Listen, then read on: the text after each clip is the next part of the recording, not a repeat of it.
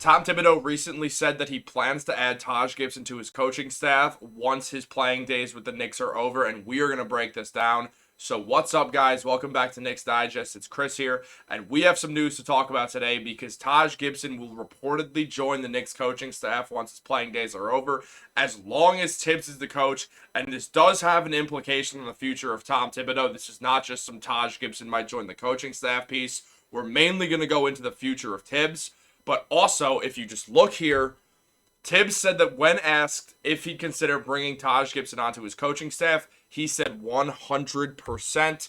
Look, the reason why that's interesting is not just because that Taj Gibson's cool and we all like Taj Gibson. He's a New York native. He's an extension of the coaching staff. He's essentially the Knicks version of Udonis Haslem. He wears number 67 because his high school was PS, aka Public School 67. And he's just kind of cool. Like, he's obviously not there to do anything on the court, but he's there for all those off the court needs.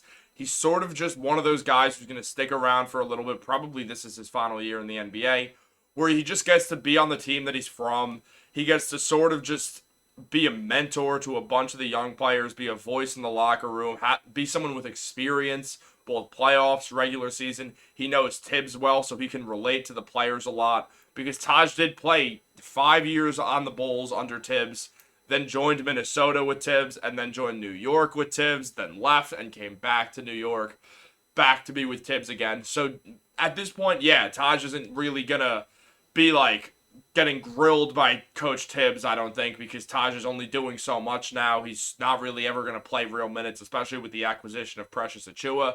That slides Taj down to the fourth string center option right now. And this is probably his final year in the NBA. I mean, he's 38 years old. He's had quite the career. He's one of the most respected players of the last era of basketball. And you can't really complain with that. I mean, if you look right here, these are Taj Gibson's stats over the years. He's been playing since 2009, so it's been basically 15 years at this point. And yeah, I mean, he's just been a consistent guy throughout his career, just a consistent role player. For a while, he was the starting point guard, or starting power forward, with both the Chicago Bulls, Oklahoma City Thunder, spent some time starting with Minnesota. I actually played all 82 games in 2017-18 and started all of those 82 games. That was a league high, obviously. And now where he is now, he spent a few years with the Knicks, left for the Wizards for a year, and then didn't really get a bunch of playing time. And now he's back in New York. This came after the Mitchell Robinson injury, just because to give depth to the position. And then Precious came in. But if you look now at this season, he's only averaging 1 point per game. He's getting around 1.8 rebounds. And that's really about it. Also getting half an assist per game. But look, Taj is only playing 10 minutes in the 10 games that he's shown up. And these games are going to be more few and far between now with Achiuwa gone.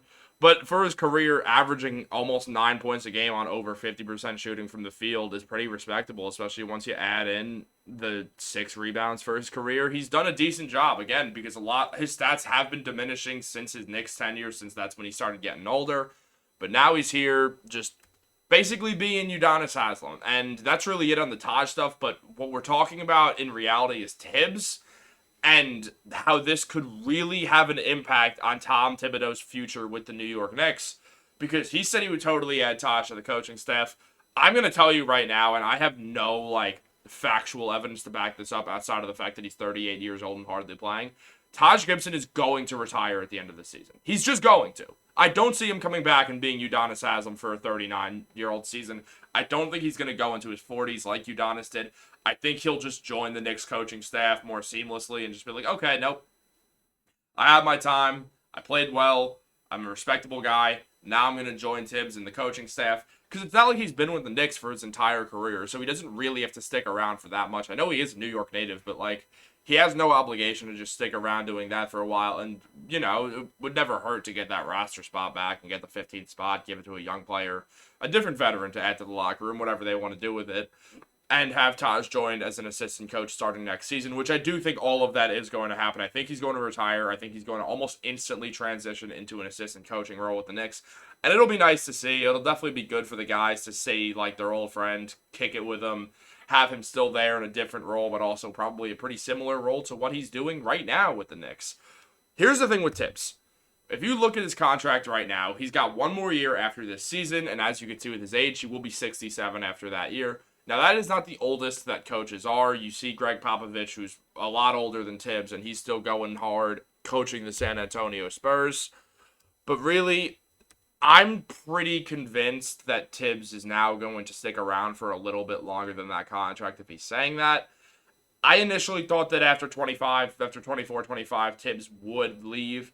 I'm now going to guess that he's going to be here for a few more seasons. I don't think he'll be here for the long haul, but I do think that he might get a 1 or 2 year extension and then probably call it a career when he's like 70. But Tibbs loves basketball. This is almost basically what he lives for. And it would be kind of surprising to see him go now. I don't think he would go and coach another team because he's close with Leon Rose. He's close with a lot of the Knicks. I don't think we would see Tibbs take on another coaching role. Maybe he'd transition to a front office role, and if you remember what happened when he was on the front office with the Minnesota Timberwolves, let's hope that's not with the Knicks. But I really do not think that Tibbs is ever going to coach a team that's not the New York Knicks ever again for the rest of his life. And that means that he'll either stick around with the Knicks for a little longer or he'll retire from coaching. And then you go into who the hell is going to coach the Knicks after Tibbs. And I mean, there's obviously a few options. I think the most popular option within Knicks fans as of right now would be Johnny Bryant, who's been an assistant coach for a little bit now. But also that feels maybe not less likely, but less enticing now that RJ and IQ aren't there. He was really their guy. They both loved him. And now Johnny doesn't have his two guys anymore because they're up in Toronto. This is more of a contending Knicks squad right now. So I don't think a contending squad like this would really go for a first-time coach, and I also think it incentivizes Tibbs to stick around for a little bit longer. So I think that's kind of why, Tibbs isn't going to be going anywhere, is because now the Knicks they're not fully win now, but they're basically winning the next 5 years. That is what's happening. Randall's 29. He's probably good till 34-ish because he's a big guy, so it's not like he's going to fall apart body-wise. He's not, rail thin and going to start getting injured a whole bunch. Jalen Brunson's 27. He's probably got around the same time because he's not based off his athleticism, really. It's more than anything with Brunson, it's his basketball IQ. So he's got some time to go. OG's 26.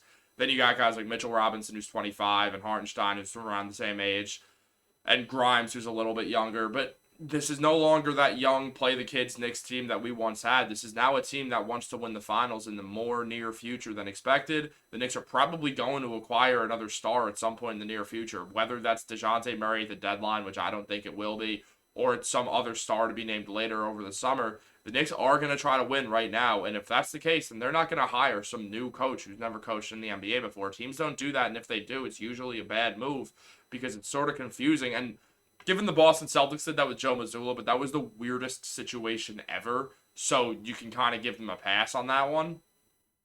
But for the rest of these teams, it's rare that you see a coach come in on a team that's yeah, we want to win. Obviously, again, to contradict myself, Steve Kerr came in and his first year with the Warriors, they won the finals. But also, they were just a second-round team before that who everyone sort of thought overperformed.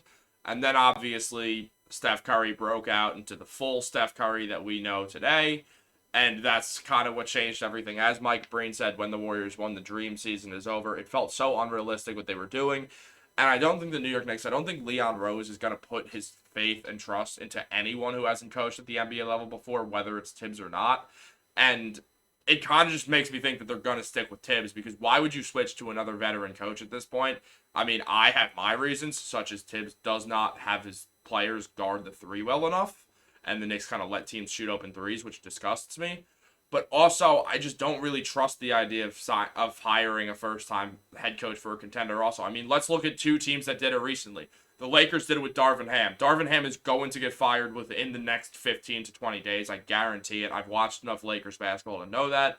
And then Adrian Griffin Jr. with the Bucks, and the Bucks are kind of in trouble right now.